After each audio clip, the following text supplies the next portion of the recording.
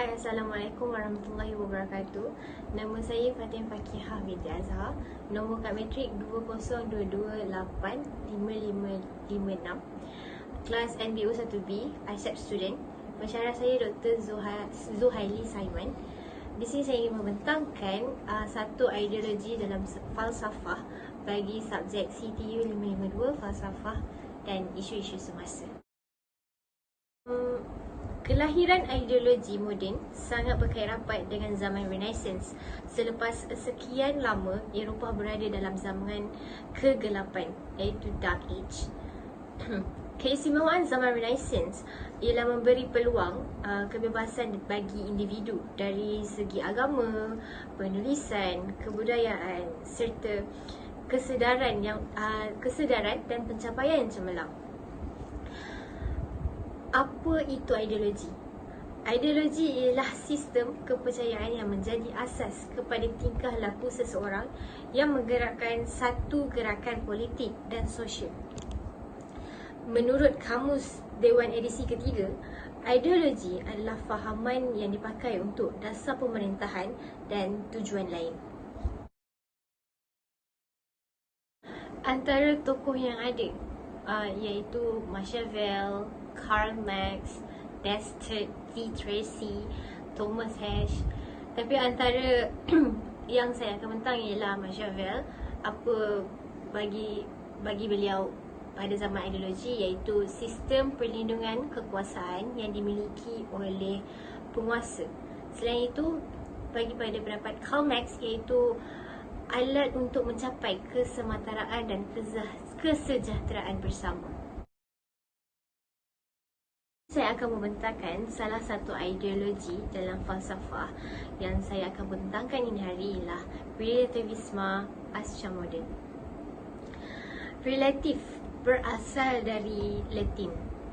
Relativisme pasca moden mengikut fahaman bahawa kebenaran nilai moral tidak semestinya mutlak, tetapi berbeza mengikut adat, budaya, kepercayaan dan agama. Konsep relativisme adalah cara untuk menafikan konsep absolute truth, iaitu sains mampu memberi pengetahuan mengenai alam. Dalam relativisme juga adalah kebenaran bukan bersifat mutlak. Jadi, pandangan diterima dalam pelbagai sudut pandangan. Terdapat tiga aliran relativisme, iaitu relativisme etika, relativisme budaya dan relativisme agama. Relativisme etika ialah aliran pemikiran falsafah yang secara tegas menolak pendapat yang mengatakan norma etika berlaku untuk semua orang. Relativisme budaya pula ialah pegangan yang teguh pada prinsip perkembangan prinsip dan tanggungjawab penuh dalam kehidupan dan pengalaman seseorang. Relativisme agama pula ialah keraguan umat beragama terhadap agamanya sendiri. Relativisme etika. Saya akan menerangkan apa maksud bagi relativisme etika. Relativisme etika sebagai contohnya adalah 1. Kebenaran semua prinsip etika bersifat relatif terhadap budaya atau individu tertentu. Sebagai contoh, membunuh boleh menjadi benar atau salah bergantung kepada tujuan pembunuh itu. Sebagai contoh adalah orang Galatia memakan ahli keluarga mereka sendiri yang telah mati sebagai tanda penghormatan. Tapi bagi beragama Islam, membunuh adalah salah satu dan perbuatan yang sangat kejam, keji, apatah lagi memakan badan atau bangkai manusia.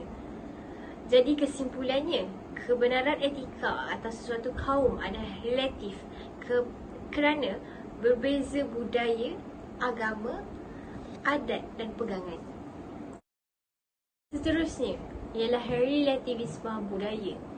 Relativisme budaya beranggapan individu itu mampu atau menerima budaya masyarakat lain tanpa unsur penghakiman. Suatu prinsip bahawa kepercayaan dan aktiviti individu harus difahami berdasarkan kebudayaan. Setiap negara mempunyai kepelbagaian budaya. Tiada kebenaran atau kesalahan terhadap budaya masing-masing. Sebagai contoh, di Malaysia, budaya datang lambat ke tempat kerja atau lambat dalam suatu perkara adalah sangat biasa, manakala budaya di Jepun datang awal kerja atau datang ke suatu tempat yang dijanjikan lebih awal adalah satu perkara yang biasa. Itu adalah perbezaan budaya antara di Malaysia dan di Jepun. Di Malaysia, iaitu syarikat Toyota yang terletak di Shah Alam. Syarikat tersebut menawarkan insentif kepada pekerjanya yang datang awal ke tempat kerja. Itulah budaya Jepun yang diterapkan di dalam syarikat agar semua pekerjanya mengamalkan budaya yang diterapkan di Jepun. Konteksnya, masyarakat di Malaysia dapat menerima budaya tersebut. Itu lagi contoh tentang relativism budaya. Contohnya dalam budaya Confucianism, jasad seseorang perlu dalam keadaan sempurna dan dikebumikan di dalam tanah selepas meninggalkan dunia. Namun, hal tersebut tidak berlaku bagi budaya Tibet. Sebahagian masyarakat Tibet beranggap bahawa jasad orang yang telah meninggal haruslah dibiarkan di alam terbuka supaya boleh dimakan oleh burung-burung nasar atau burung pemakan bangkai dan menjalankan pemakaman langit. Bermaksud mereka budaya-budaya Tibet ni dia akan tanam jasad tersebut dan kemudian tanpa menanam balik, tanpa melakukan tanah dan letak balik tanah tersebut di atas mayat tersebut. Okey, orang Tibet percaya bahawa burung nasar yang datang dan memakan jasad menandakan orang yang telah meninggal dunia itu tidak memiliki sebarang dosa dan jiwanya telah pergi dengan damainya ke syurga. Jadi boleh disimpulkanlah bahawa mereka menganggap budaya yang berbeza akan menimbulkan standard moral yang berbeza. Relativisme budaya menganggap bahawa tidak ada standard etika yang universal atau etika objektif yang sesuai diperguna bagi semua masyarakat. Walau bagaimanapun, kedua-dua budaya ini bertentangan antara satu sama lain. Namun berdasarkan relativisme budaya berpendapat bahawa kita tidak patut mengenakan standard moral yang akan menimbulkan berdasarkan budaya kita sendiri kepada masyarakat lain. Kita tidak boleh menggunakan konsep pengebumian jasad Confucianism untuk menuduh budaya Tibet dan berasa mereka kejam. Kita perlulah menghormati antara satu sama lain bagi budaya supaya masyarakat kita dan semua negara dalam keadaan harmoni dan baik. Relativisme agama.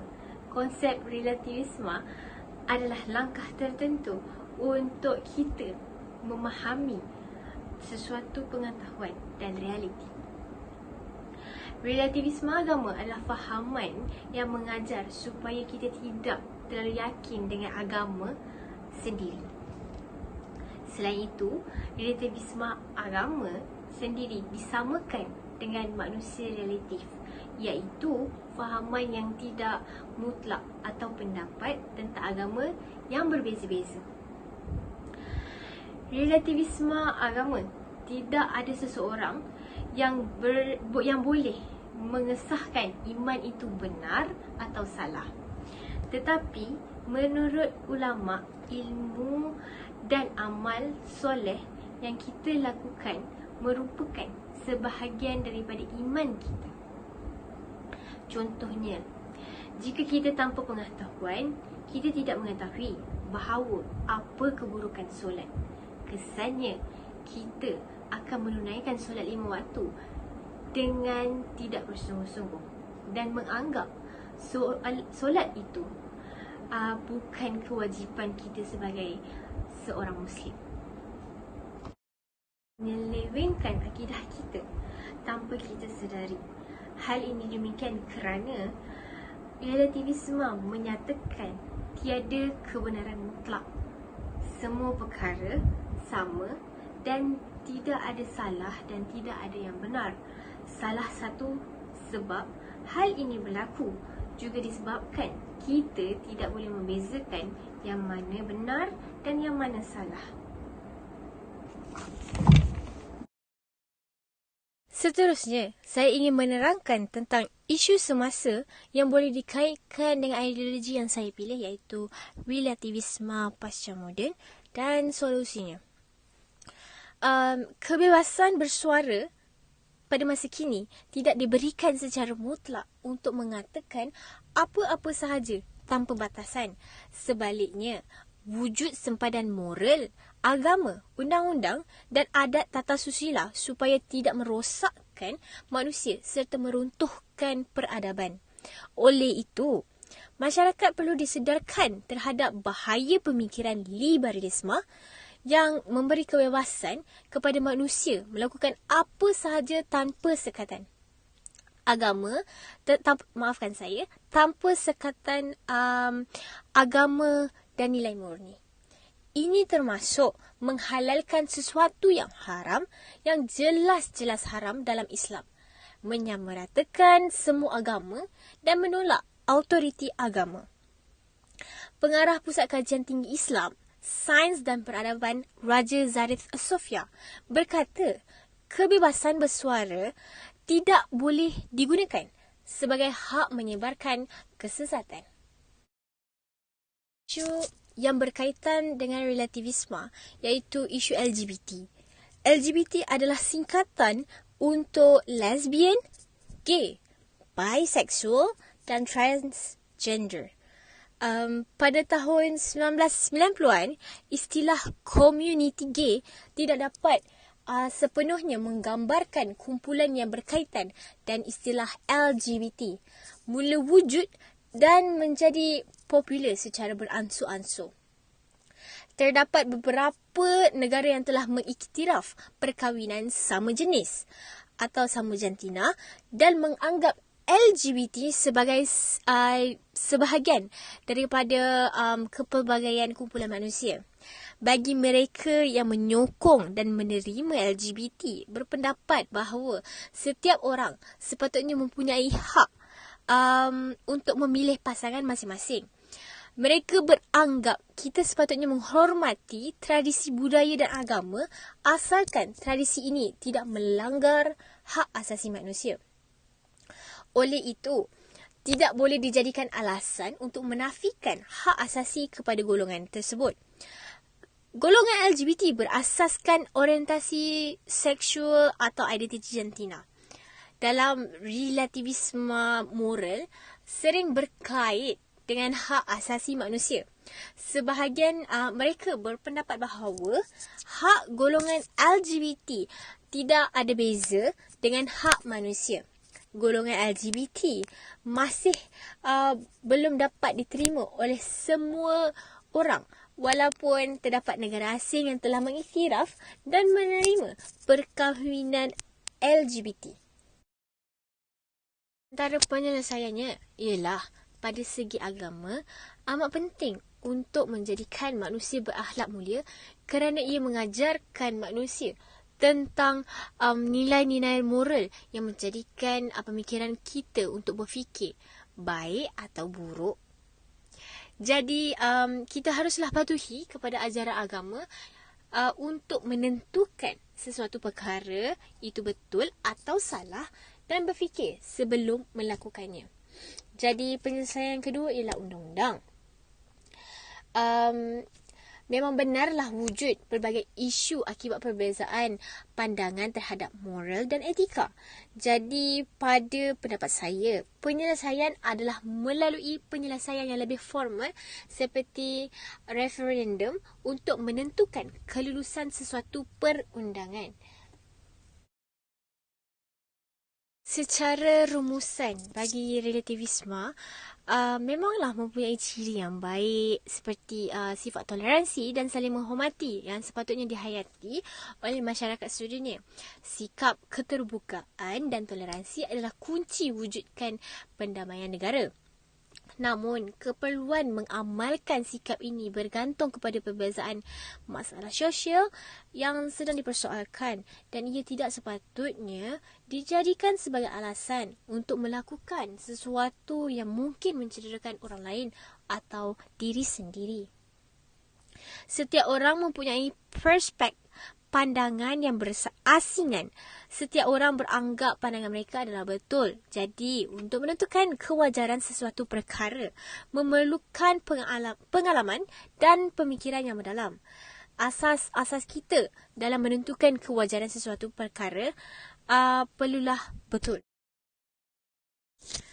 Antara asas yang boleh kita amalkan dari segi agama ialah kita boleh mendapat bantuan daripada ajaran agama kerana segala kepercayaan membantu kita menuju ke masa depan yang cerah, ke arah yang dicari dan ke arah ideal yang tidak dapat dicapai. Agama yang baik membantu kita menggunakan pandangan hidup dan nilai-nilai yang baik dalam membuat sesuatu tindakan. Seperti contoh, bagi yang beragama Islam, boleh berjumpa bersama ustaz atau ustazah untuk atau rajin mendengar ceramah untuk bertambah iman kita. Secara kesimpulannya, satu nilai yang penting untuk belajar falsafah adalah dapat membolehkan kita memahami kerumitan isu-isu yang berkaitan dengan moral dan etika. Falsafah juga mempengaruhi kita dalam menilai faktor dan akibat sesuatu kelakuan dan dapat mengelakkan kita melakukan sesuatu perkara yang tidak baik. Each of us believe in our own version of God. Kadang-kadang perlainan pendapat, kadang-kadang dua-dua betul. Kita tak boleh cakap betul atau salah. Kita perlu ada toleransi untuk menghormati satu sama lain.